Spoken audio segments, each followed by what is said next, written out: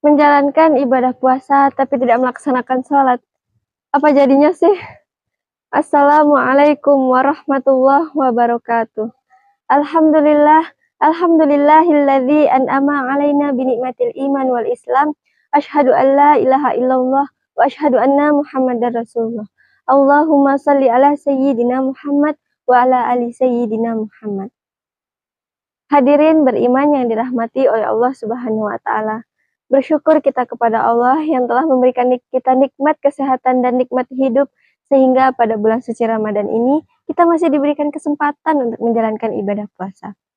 Lalu apa jadinya sih ketika kita telah diberikan kesempatan untuk menjalankan ibadah puasa, tapi kesempatan untuk menunaikan ibadah sholat masih kita lalaikan?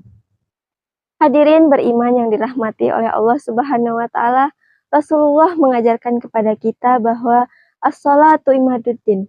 Salat adalah tiang agama.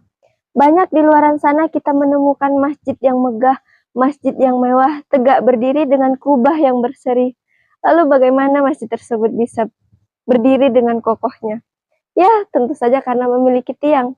Jika tiangnya rapuh, materialnya tidak mencukupi kapasitas, maka masjid tersebut akan rubuh, jatuh, hancur, berkeping tak bermakna.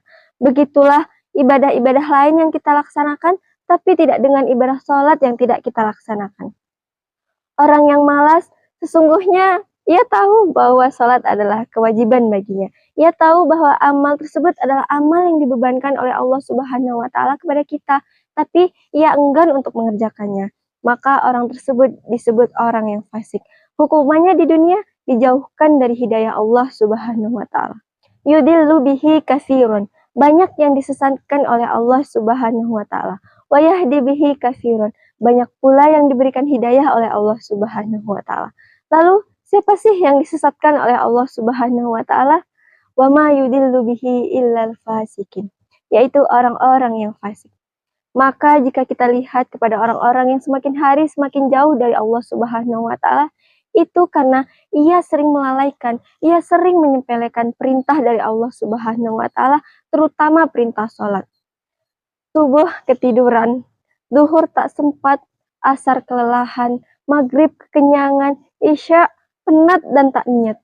Pertama, mungkin kita masih merasakan gelisah ketika ketika meninggalkan ibadah sholat. Kemudian yang kedua, mulai merasa ringan ketika meninggalkan sholat. Lama-lama tidak ada lagi rasa takut ketika meninggalkan sholat. Sesungguhnya tidak ada cara lain selain kita merenungkan diri bahwa apa nanti yang akan kita bawa ke hadapan Allah Subhanahu wa taala.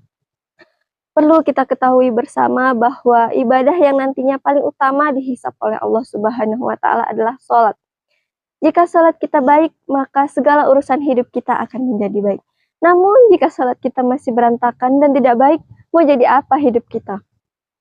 Allah Subhanahu wa taala berfirman dalam Quran surah Al-Baqarah ayat 183.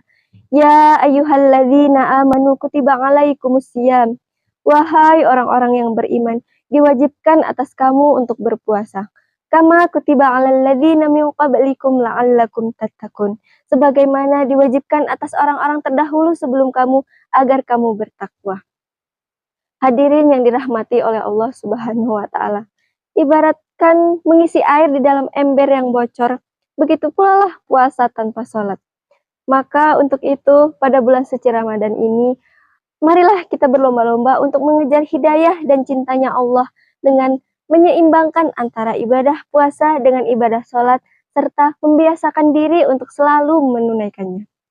Hadirin yang dirahmati oleh Allah Subhanahu wa taala, mungkin hanya itu yang dapat saya sampaikan dan saya berikan. Semoga kita masih bisa bertemu di lain kesempatan dan di bulan suci berikutnya. Jalan ke lembah tidaklah rata, di ujung tumbuhlah melati. Mohon maaf atas segala kata, semoga ceramah ini masuk di hati. Assalamualaikum warahmatullahi wabarakatuh.